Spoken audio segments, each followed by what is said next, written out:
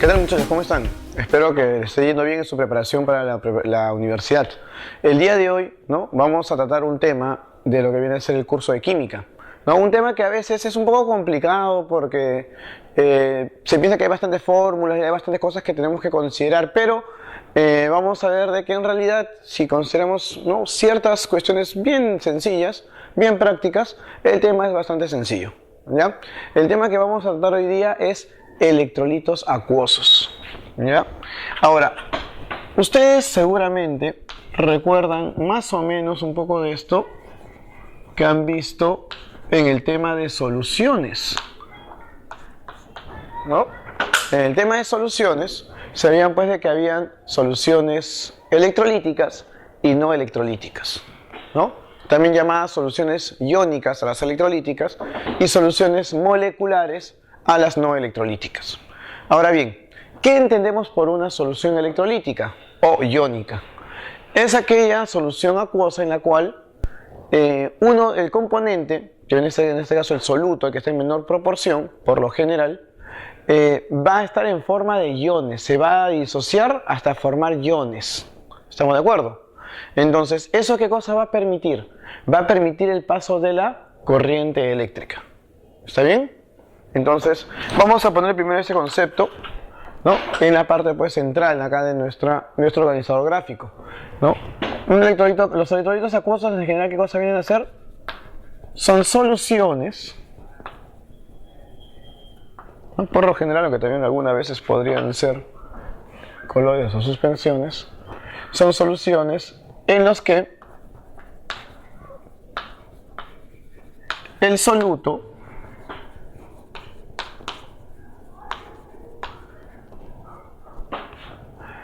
se ha disgregado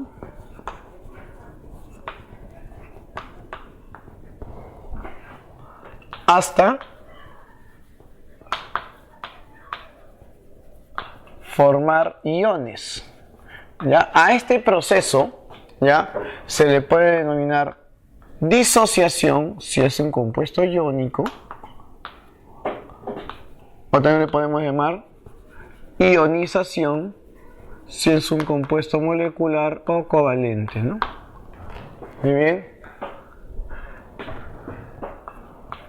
Lo cual permite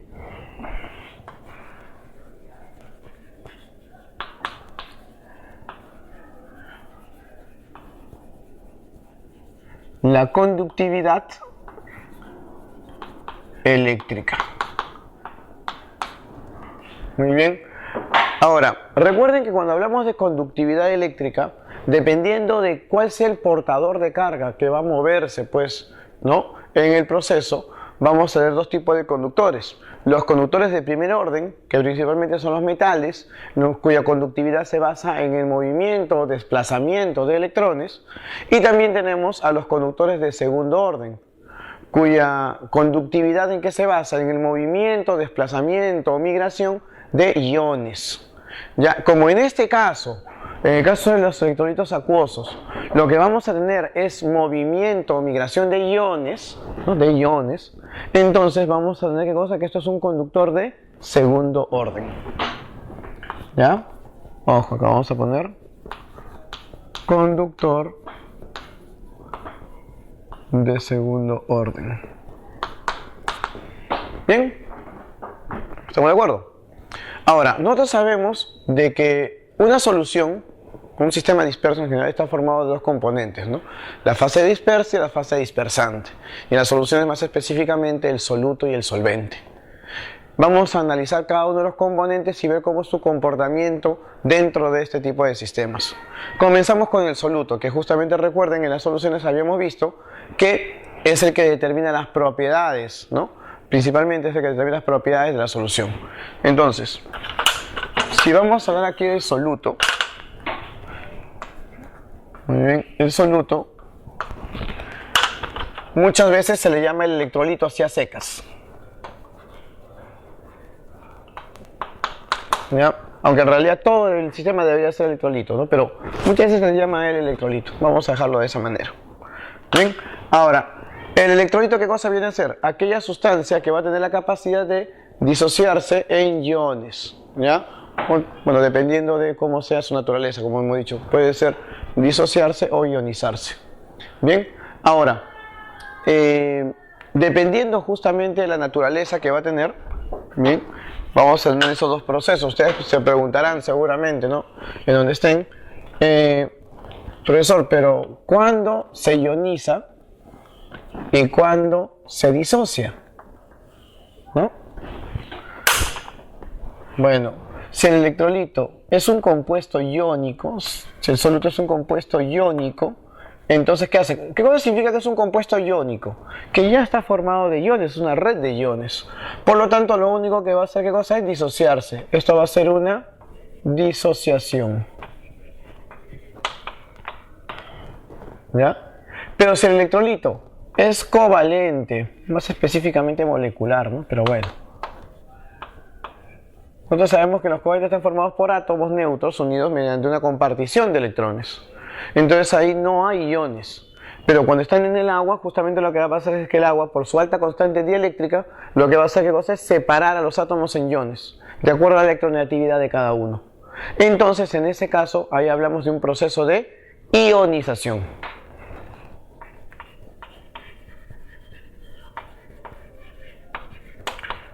Entonces, por ejemplo, si yo echo en agua la sal, cloruro de sodio, que es un compuesto iónico, ¿qué hace este? Se disocia.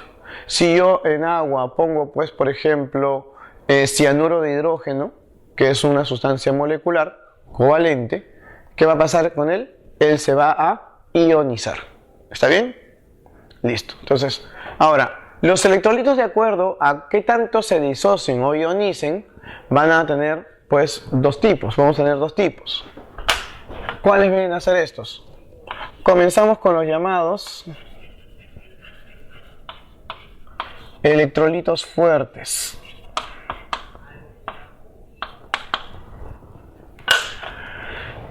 ¿Qué son los electrolitos fuertes? Los electrolitos fuertes son aquellas sustancias que cuando ingresan al agua, ¿qué va a pasar con ellos? Ellos se van a ionizar totalmente. ¿Ya? Por ejemplo, digamos acá yo tengo un recipiente con agua y agrego una sustancia del tipo AB, ¿no? Al agua. Muy bien.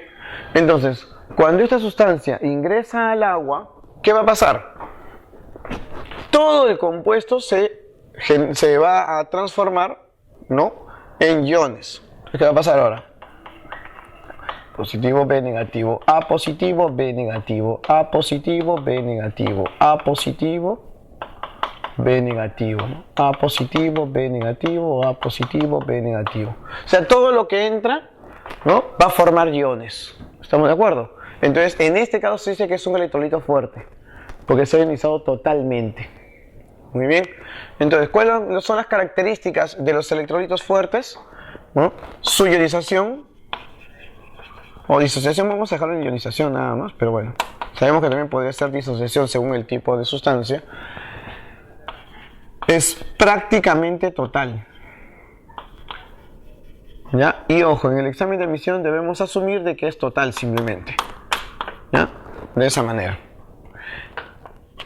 Y como la ionización va a ser total, se asume que es un proceso irreversible.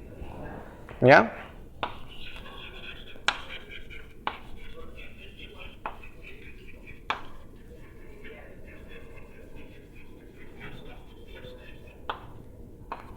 ¿Ya? Es un proceso irreversible.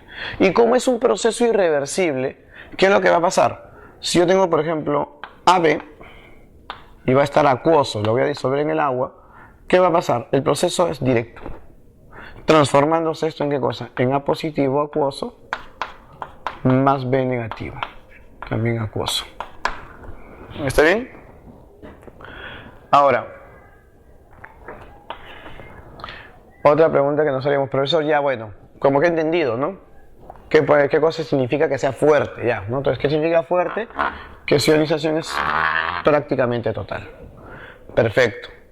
Ahora la pregunta que nos haríamos es, ¿y quiénes son fuertes? ¿Yo cómo me doy cuenta, no? ¿Me van a decir en el examen? No. Pues tú ya debes saber quiénes son fuertes. Entonces,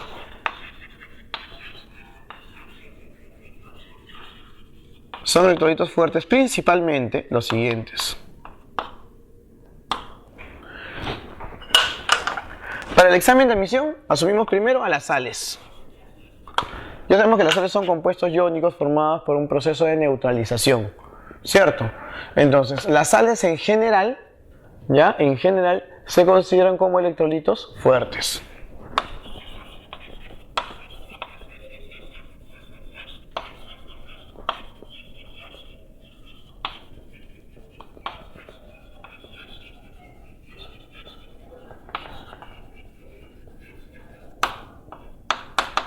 Bien, ahora, esto no es totalmente cierto, porque existen algunos compuestos, ¿no?, de tipo sal, como lo que viene a ser el cloruro de plomo, el cloruro de mercurio, que cuando están en el agua no se van a ionizar totalmente, ¿ya?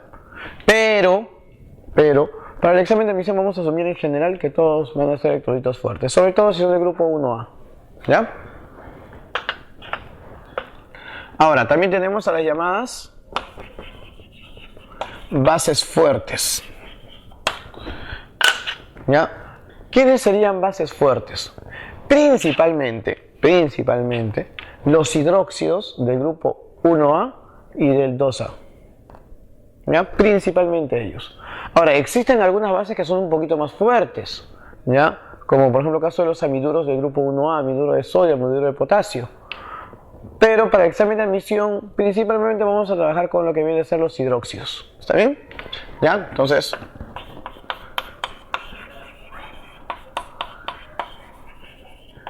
hidróxidos del 1A y 2A. ¿Ya? Con la excepción del berilio y el magnesio. ¿Ya? El berilio, que en realidad no forma hidróxidos, ¿no? Y el magnesio, bueno, que es una base débil, que nosotros lo conocemos, recuerden, en forma comercial con el nombre de leche de magnesio. ¿Está bien? Y tenemos también a los llamados ácidos fuertes.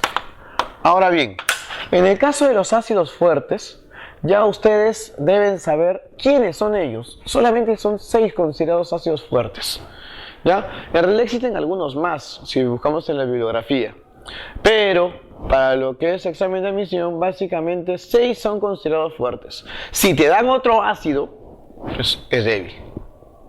¿Estamos de acuerdo? ¿Ya? Ahora, ¿quiénes son ellos?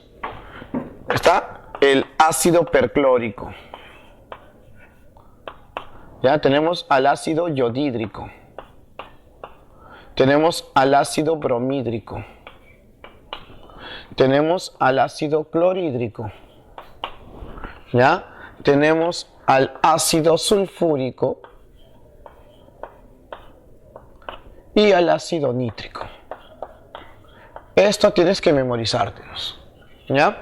Son los 6 ácidos considerados fuertes: perclórico, yodídrico, bromídrico, clorhídrico, sulfúrico y nítrico. Como te das cuenta, 3 ácidos hidrácidos, 3 ácidos oxácidos, ¿ya? Ahora, algo que aquí nosotros debemos considerar es que el orden en el cual yo he puesto, ¿no?, es el orden de su fuerza.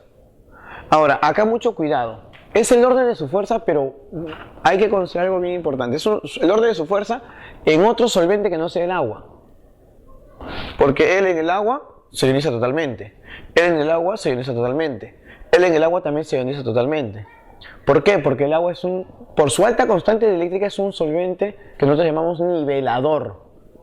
¿Qué significa ello? Que ayuda a la disociación de estos ácidos. O sea, por ejemplo, el ácido nítrico no quiere ionizarse totalmente en el agua. Cuando ingresa al agua, no quiere ionizarse totalmente, solamente una parte. Pero el agua, por su alta constante eléctrica, es decir, la capacidad que tiene para separar cargas, ¿no?, disminuir la fuerza de atracción entre cargas, ¿qué cosa hace? Le ayuda a que se separen estos iones, estos protones, ¿no?, según la teoría de Arrhenius. Por lo tanto, ¿qué va a pasar en ese caso? ¿No? Aparte de que él se quiere ionizar, el agua también ayuda, por lo tanto, ¿qué sucede? Se ioniza totalmente, al 100%. ¿Estamos de acuerdo? Entonces todos ellos tienen la misma fuerza en el agua, Pero si yo utilizo otro solvente que no sea el agua, en el cual no se quiera ionizar totalmente, obviamente este se va a ionizar más que este y este se va a ionizar más que este. ¿Está bien? Entonces, este es el grado de fuerza, ¿no? Cuando está bien otro solvente, un solvente diferenciador, con baja constante dieléctrica. ¿A qué me refiero con una baja constante eléctrica? Usualmente menor a 24. Ya recuerden que la constante eléctrica del agua es prácticamente 80. Eso hace pues de que sea pues una constante eléctrica muy alta, lo cual lo hace un excelente solvente. ¿Ya? Entonces, en el sentido de la flecha, ¿qué cosa va a poner? Aumenta su fuerza ácida en solvente diferenciador. ¿Ya? Diferenciador. Bien. Listo. Ahora, esos serían los electrolitos, ¿no? Fuertes. Muy bien. Ahora, también tenemos los llamados electrolitos débiles.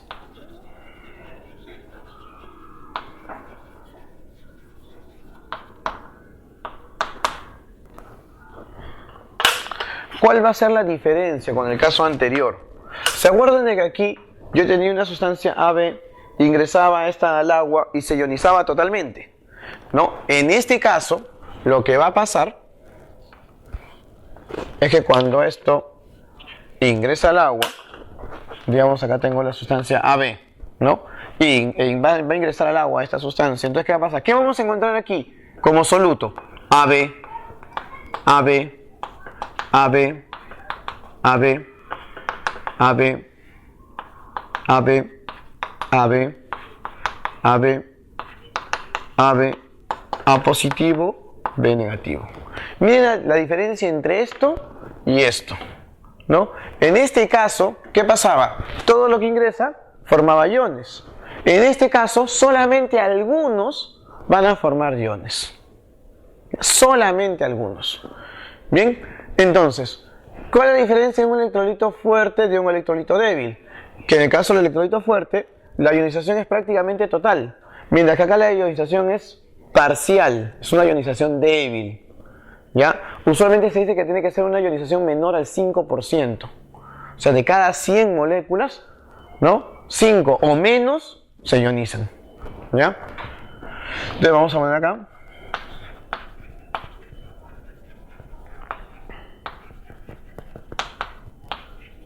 Es parcial, ¿no? Usualmente menor al 5%. ¿Está bien? Ahora, acá va a haber un detalle bastante interesante e importante que ustedes también lo consideren. Tenemos A positivo y B negativo. Bacán. Ahora ustedes dirán, profesor, pero si son cargas opuestas, ¿no? Los opuestos se atraen y en cierto momento eso va a pasar. Es cierto, en cierto momento ellos dos se van a juntar. Pero justamente, digamos, en el instante en cual ellos dos se juntan, esta molécula acá ¡pum!, se separa. ¿Está bien? Y luego cuando esos que se han separado se vuelven a unir, otra acá se separa. Y así, de tal manera que la velocidad con la cual los iones que se han formado se unen va a ser igual a la velocidad con la cual algunas moléculas se separan.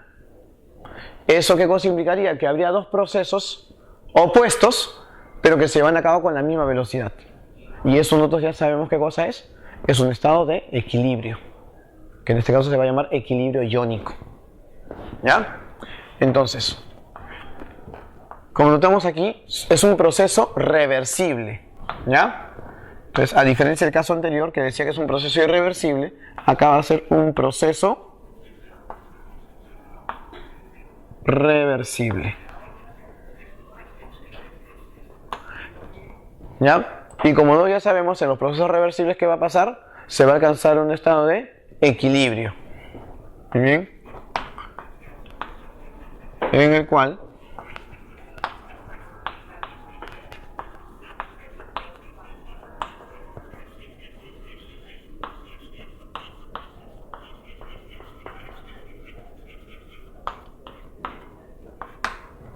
un estado de equilibrio iónico. Muy bien. Ahora bien, ¿cómo vamos a ver esto del equilibrio iónico? Digamos, ¿no? ¿qué cosa dijimos que iba a pasar? Que el AB acuoso va a transformarse en ¿qué cosa? En A positivo, acuoso, más B negativo, acuoso. Y luego cuando ya alcanza el estado de equilibrio, ellos dos también a la misma velocidad se van a transformar en él. Y él en él, así sucesivamente, va a estar en un equilibrio dinámico, obviamente. Bien. Ahora, ustedes recuerdan en equilibrio cómo teníamos que resolver este tipo de problemas. Habían pues 3 etapas, ¿no?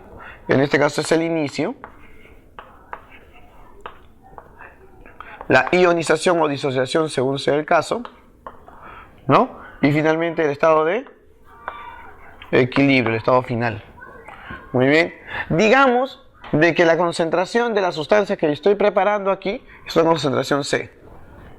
No, al inicio de estos iones no había nada. Se va a ionizar, ¿no? X. Esto aumentaría entonces en X y esto también aumentaría en X. Recuerden de que la ionización es proporcional a los coeficientes. Como acá, usualmente lo que va a pasar en débiles es que va a ser 1 y 1. No tenga mucho problema ahí. Ahora, hay un detalle bastante importante acá. Dijimos que de cada 100, solamente 5 o menos se van a ionizar. Por lo tanto, como casi nada se va a ionizar, ¿no? Como muy poquitos, entonces, ¿qué va a pasar en este caso? Porque aproximadamente en el equilibrio, ¿cuánto me va a quedar? C, o sea, la concentración inicial. ¿Está bien? Ahora, inicialmente había 0, ¿no? Se va a formar X, entonces acá me quedaría X y acá también tendría X. ¿Está bien? Ahora, ustedes recuerdan de que esto del equilibrio nosotros lo cuantificábamos, ¿no? ¿Y cómo lo vamos a cuantificar? Con lo que nosotros llamamos la famosa constante de equilibrio.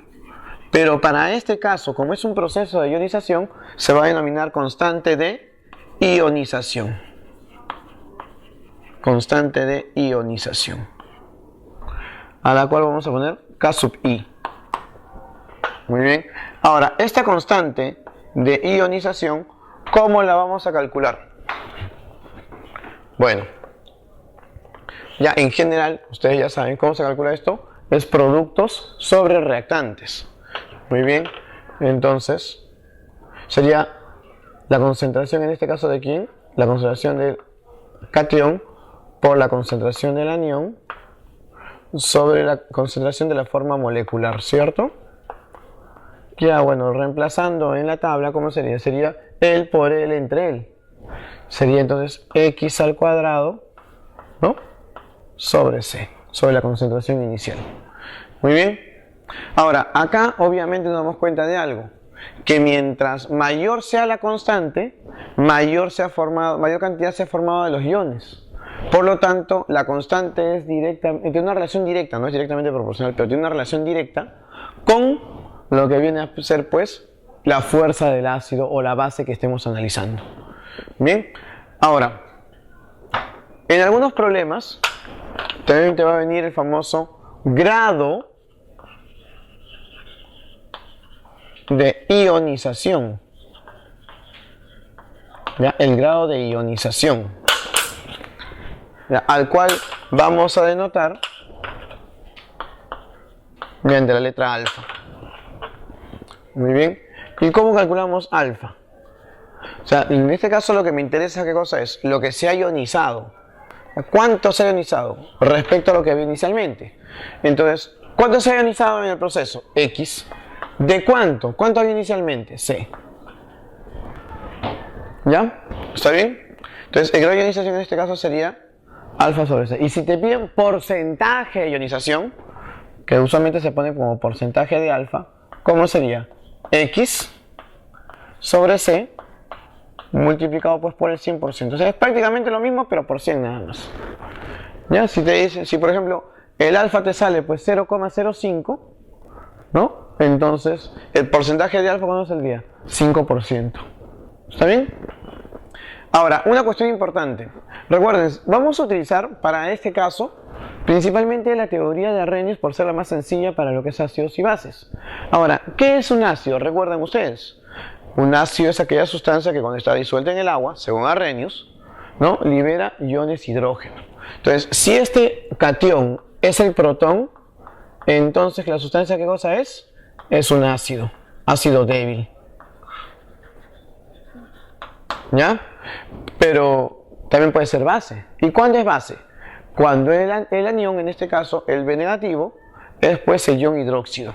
¿Ya? Si el B es el OH negativo, entonces hablamos de qué cosa es. ¿De qué cosa, jovencitos? De una base débil. Una base débil. ¿Está bien? Listo. Eso es en cuanto al solvente. ¿Ya? Perdón, al soluto, disculpen. En cuanto al soluto. Que en este caso, pues, ustedes pueden ver de que se puede comportar disociándose o ionizándose totalmente o parcialmente. En el caso que es total, ¿no? Recuerden ustedes que va a ser, pues, un proceso del tipo irreversible, ¿no? Directamente lo trabajamos, ¿no? Según los coeficientes estequiométricos. Pero si es débil, lo que tenemos que hacer, ¿qué cosa es? El estado de equilibrio iónico, ¿no? Ya acuérdense ustedes, inicio, ionización y finalmente el estado de equilibrio. Bien, ahora pasamos a analizar el solvente, ¿ya? ¿Quién es el solvente, dijimos? Es el agua. Ahora, ¿y el agua qué cosa vendría a ser? ¿Sería un ácido o será una base? ¿Ah? Como ustedes seguramente ya recuerdan, el agua tiene pues doble comportamiento. Muy bien. Entonces, ¿cómo se denomina una sustancia que va a tener doble comportamiento ácido-base? Se denomina anfótero. ¿Ya? Ahora, el agua en sí es un anfótero, pero es un anfótero débil. Entonces vamos a hablar acerca del solvente. Ya hemos hablado del soluto, ahora hablemos del solvente. Muy bien. ¿Quién es el solvente? El agua.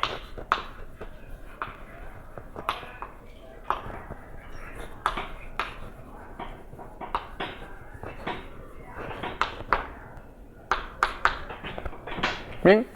Ahora,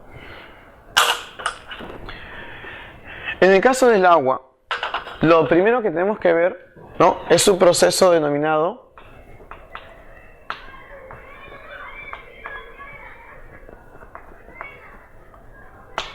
su autoionización, o también lo podemos ver como autoprotólisis, según la teoría que utilicemos. ¿Ya?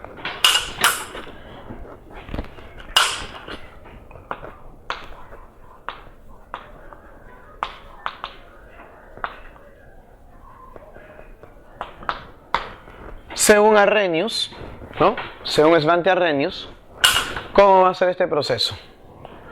¿Cómo va a ser este proceso? El agua, que ya sabemos se encuentra comúnmente en estado líquido, muy bien, lo que va a hacer es pues se va a ionizar, ¿ya? Según su carácter ácido. Pero según su carácter ácido, ¿qué debe hacer? Va a liberar protones, ¿no? Los iones hidrógeno, que antiguamente pues se denominaba de esa manera. Muy bien, pero díganme, cuando el agua, ¿no? libera protones, ¿qué cosa queda? Lo que me queda es OH. Entonces miren, como libera protones, tiene carácter ácido. Y como libera iones hidróxido, tiene carácter básico, tiene el doble comportamiento. ¿Eso qué cosa hace? Que sea un anfótero.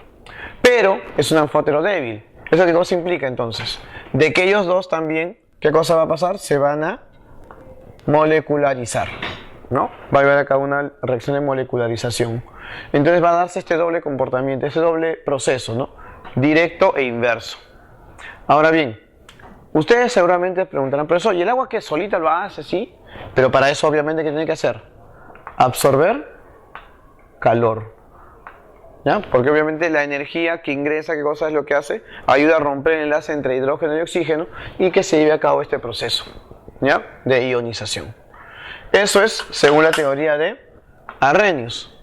Pero sabemos de que esta teoría fue mejorada pues ¿por quiénes?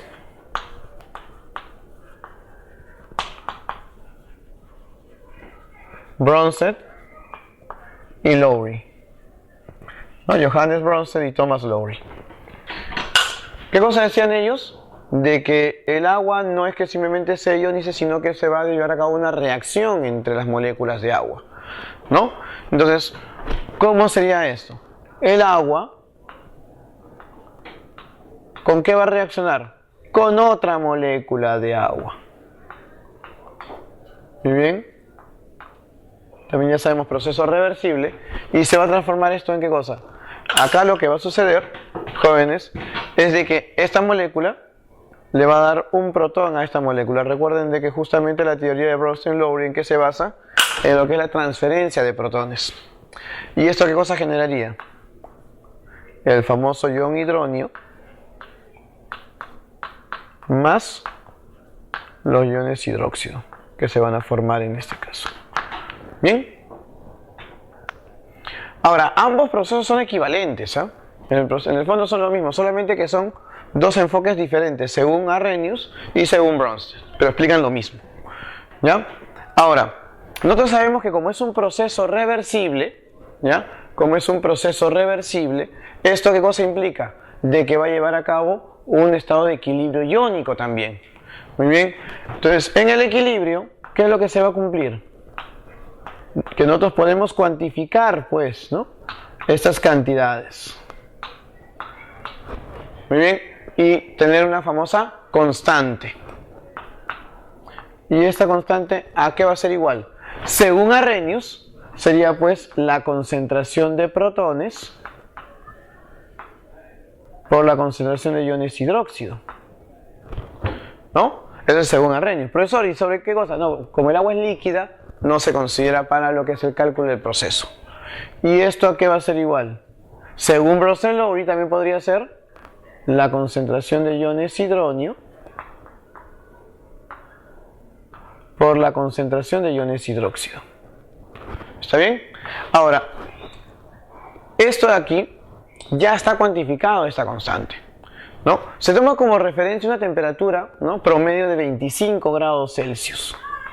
Cuando está a 25 grados Celsius, el valor de esto, ¿cuánto es? 10 a la menos 14. ¿Ya? Eso es algo que ustedes ya deben saber, por si acaso. ¿No? Se supone que ya ustedes saben de que a 25 grados Celsius la constante va a ser de ¿cuánto? De 10 a la menos 14. La constante de autoionización del agua. Lo cual, como ustedes se dan cuenta, principalmente es un producto, porque no va a haber división. Entonces, comúnmente a esta constante se le denomina Kw. Muy bien. ¿Por qué Kw? Kw, ¿qué significa? Producto iónico del agua.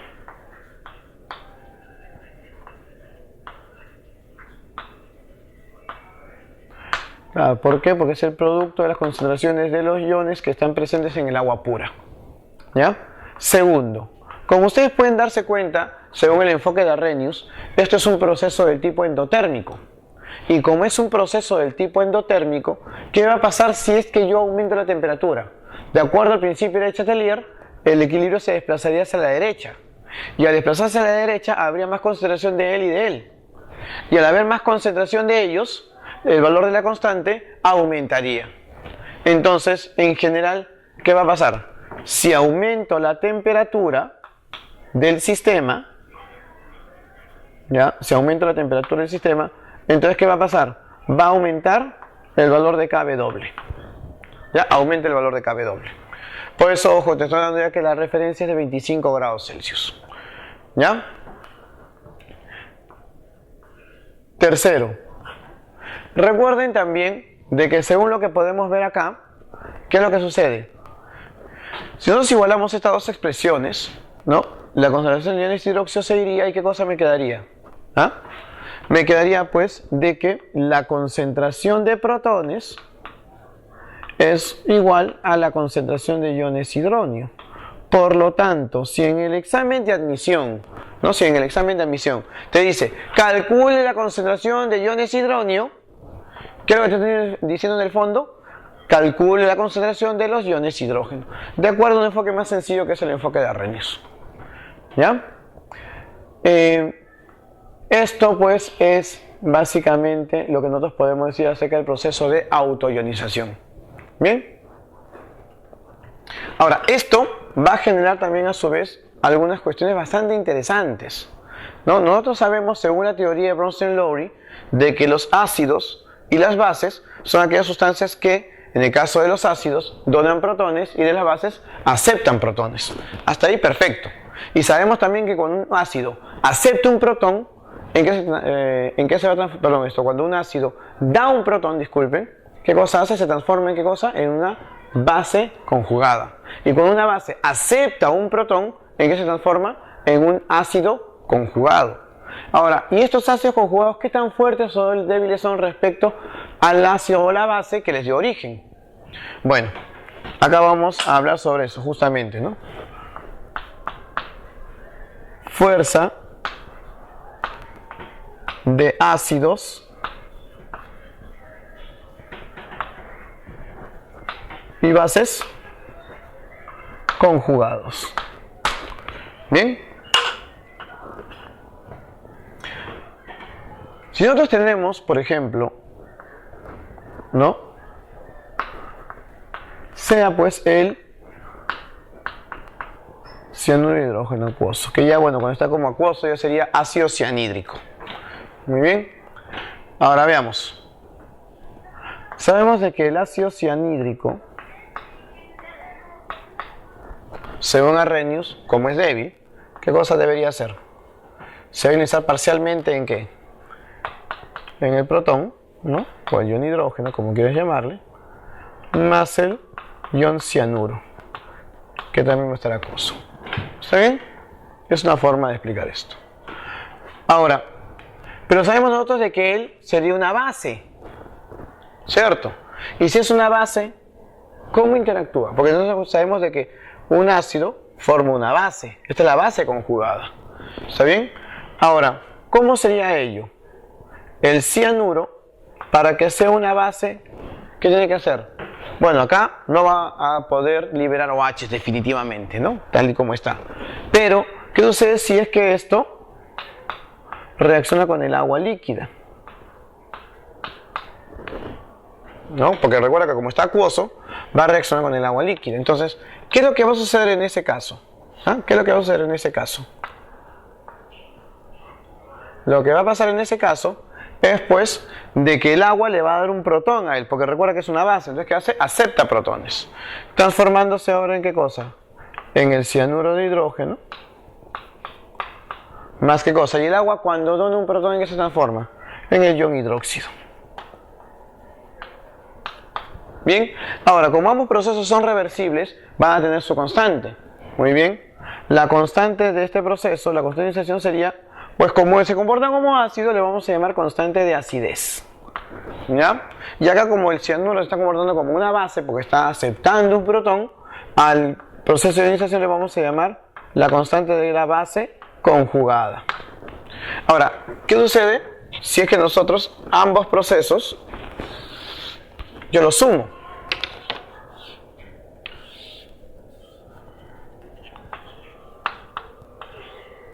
¿Qué sucede si es que sumo estos dos procesos? Lo que voy a obtener ahora es lo siguiente, ¿no? Es lo siguiente, que esto con esto se va a eliminar, esto con esto se va a eliminar. ¿Y qué cosa me va a quedar al final? Que el agua líquida, ¿en qué se va a transformar? En protón más el ion hidróxido. Como ustedes pueden darse cuenta, este proceso es el mismo que vimos aquí, ¿cierto? Es el mismo. Entonces, la constante aquí, la constante de iniciación, ¿a qué sería igual? A la constante del agua, obviamente, la constante del producto iónico del agua. Pero sabemos nosotros también por equilibrio que cuando sumo dos procesos, ¿qué va a pasar? Las constantes se multiplican. Entonces, de acá, ¿qué cosa saco como conclusión? Que la constante del ácido por la constante de la base conjugada, ¿a qué va a ser igual? A la constante del agua. ¿Está bien? Y también de manera pues similar podemos decir que si yo tengo una base, la constante de esa base, la constante de esa base débil por la constante de su ácido conjugado, ¿a qué va a ser igual? A la constante del producto iónico del agua. Bien, ahora esto, jovencitos, ¿qué cosa implica? ¿Esto qué cosa implica? La parte matemática, bueno, también es importante que la conozcamos, pero más allá de la parte matemática, vamos a la interpretación de esto. ¿Qué pasa? Recuerden, ¿qué cosa mide la constante según lo que ya habíamos hablado anteriormente? La constante de alguna manera mide la fuerza del electrolito, ¿cierto? Entonces, esta magnitud constante, ¿no? Constante de acidez o constante de la base, mide pues, ¿no? La propiedad de la fuerza ácida o básica respectivamente. Ahora, ¿qué pasa cuando dos magnitudes son, pues su producto es constante?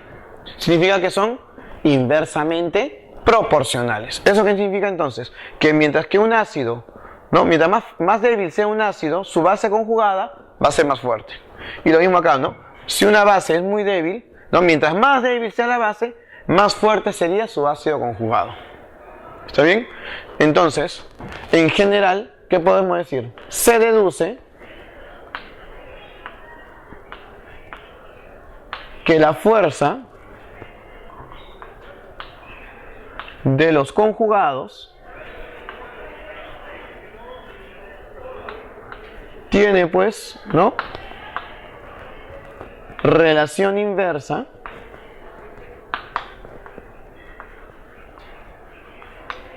con el ácido o base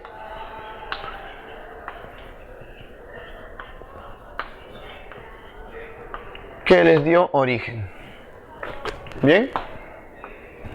¿Estamos de acuerdo? Ya está. ¿Bien? Es algo que ustedes deben considerar porque, por ejemplo, ha venido preguntas en el examen de admisión donde te daban la constante de un ácido y te decían ¿cuál es el valor de la constante de su base conjugada? Y lo único que tienes que hacer, ¿qué cosa es? Utilizar esta relación. ¿Está bien? Bien. Para terminar esta parte, ¿no? Como ustedes pueden darse cuenta, en el proceso que estamos acá explicando sobre los electrolitos acuosos, vemos pues de que tiene bastante que ver con las características de ácidos y de bases, que también ya ustedes seguramente habrán estudiado, ¿no? Según las teorías de Bronsted, la teoría de Arrhenius y la teoría de Lewis. Perfecto. Entonces, ¿eso qué cosa implica? De que estas soluciones, estos electrolitos, también van a tener carácter ácido o carácter básico. ¿Y cómo podemos medir nosotros, cómo podemos cuantificar nosotros ese carácter ácido o básico? Entonces vamos a ver acá justamente ello, ¿no?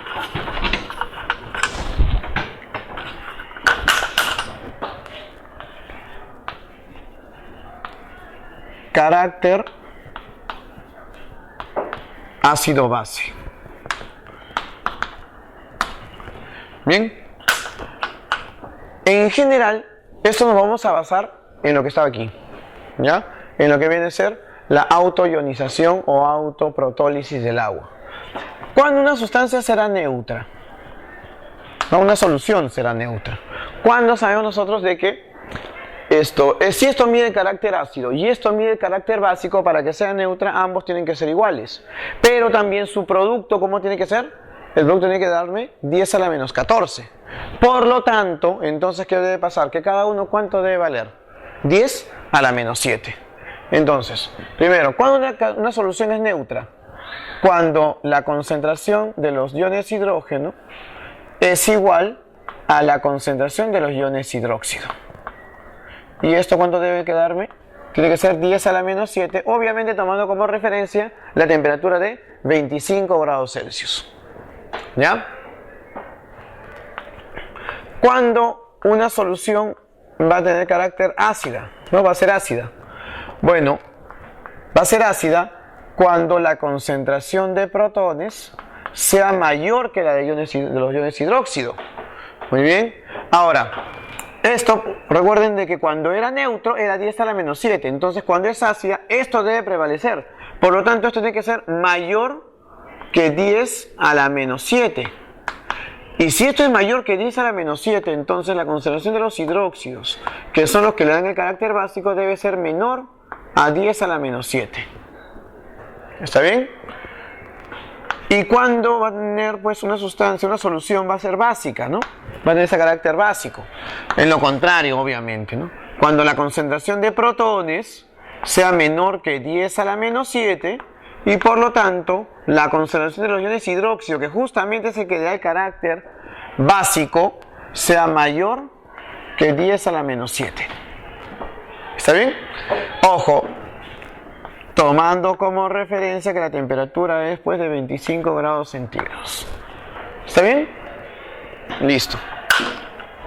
Ahora, ustedes dirán, profesor, ¿pero qué? ¿Vamos a trabajar siempre con 10 a la menos tanto, 10 a la menos 5, 10 a la menos 2, 10 a... Bueno, en realidad sí es bastante común trabajar con este tipo de concentraciones cuando hablamos de soluciones electrolíticas de carácter débil, ¿ya? Pero pues a un holandés, Sorensen, se le ocurrió algo, dijeron, pero si ya que vamos a trabajar con, ¿no? Con potencias de 10, ¿no? Que son muy pequeñas, cuyo exponente es negativo, entonces ¿por qué más bien no trabajamos con el logaritmo? Y es más, ¿no? Como, ya que siempre es menos tanto, 10 a la menos 14, menos 7, menos 8, menos 9, menos 10, entonces, pero mejor que trabajamos con el cologaritmo, ¿para qué? Para que de esa manera salga pues un número positivo. Y ahí justamente sale el famoso pH, ¿no? Y también su análogo pOH. Muy bien. ¿Cuál es pues la definición que vamos a tener de esto? El pH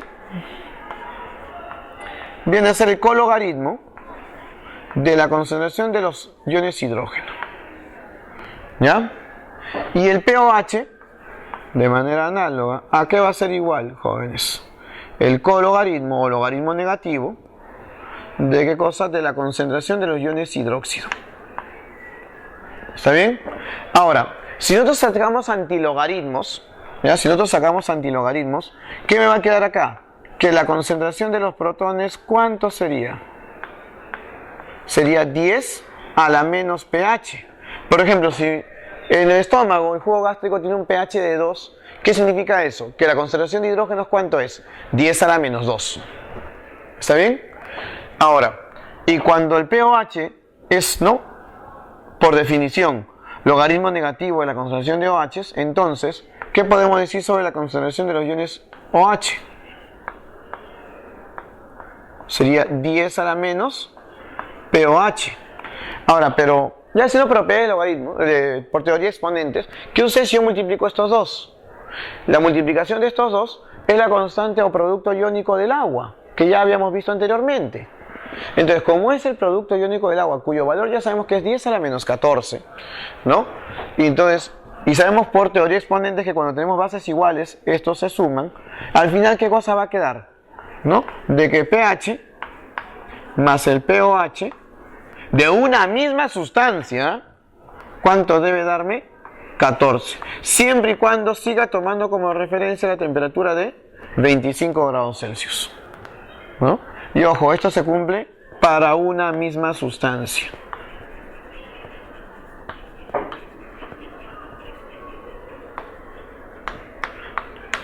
El pH y el pOH de una misma sustancia tiene que darme 14 como referencia, ¿no? Bien, asumiendo la temperatura de 25 grados Celsius. Ahora, este parámetro pH y pOH va a ayudarme justamente para determinar si una sustancia es ácida, básica o neutra. Y ahí justamente entra la famosa escala de pH. Lo que más se utiliza es lo que es pH. pOH muy poco en realidad. ¿Ya? Acá, no, si esto de acá me indicase pues el pH de las sustancias, 7, ¿no? 7 sería pues de que estos dos son iguales, ¿sí o no? ¿No? ¿Estamos de acuerdo? ¿Y eso qué significaría? De que la acidez y la basicidad también son iguales. ¿Ya? Entonces, 7 ¿qué significa? Que es neutro. ¿Ya? 7 es neutro. Ahora, ustedes pueden darse cuenta por el signo menos que el pH tiene una relación inversa con la acidez. No, hay una relación inversa. Por lo tanto, cuando el pH es menor a 7, cuando es menor a 7, es ácido. ¿Ya? Entonces, acá va a tener carácter ácido, ¿no?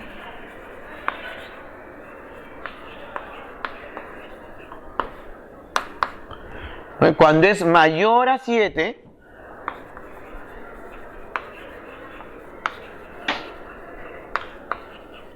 tiene un carácter básico. ¿Ya? Ahora, a menor pH, más ácido. Entonces, cuando disminuye el pH, ¿qué es lo que va a pasar?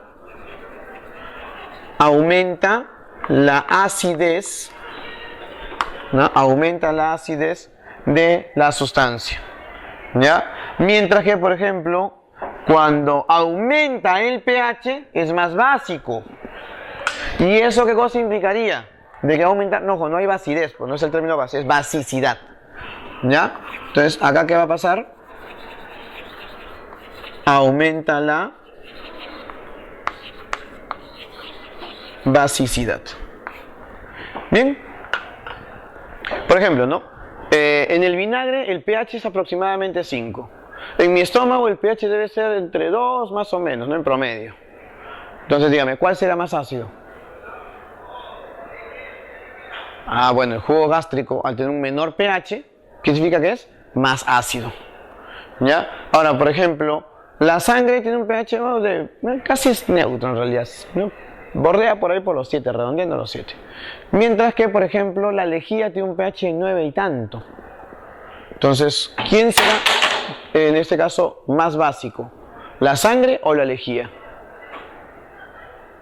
La lejía, al tener mayor pH, ¿no? Al tener mayor pH, va a tener, pues, una mayor basicidad, un mayor carácter básico. ¿Bien? Bueno, eso sería, pues, a grandes rasgos, ¿no? Como ustedes pueden darse cuenta, esto viene a ser, pues, la teoría de lo que vienen a ser los electrolitos, ¿no? Electrolitos acuosos. Y espero, pues, de que esto les haya servido como base para poder resolver también algunos problemas que también se estarán colgando, ¿no? Dentro de lo que es la página web de la academia.